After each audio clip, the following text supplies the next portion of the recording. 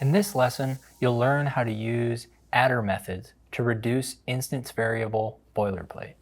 An attribute is a property of an object whose value can be read or written through the object. In the case of our ticket example, each ticket has a price, date, and venue attribute.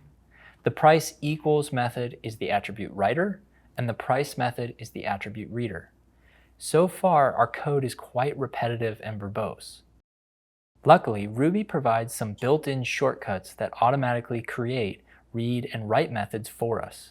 Notice that we still do have some repetition.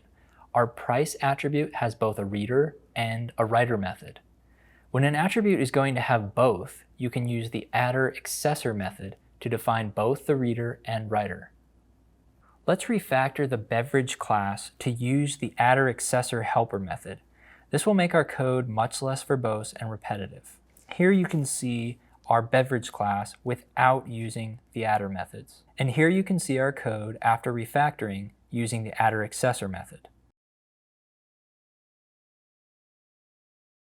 Now this is something you need to do on your own. Think of an object that you'd like to represent in code. Create a class for that object and define an initialize method.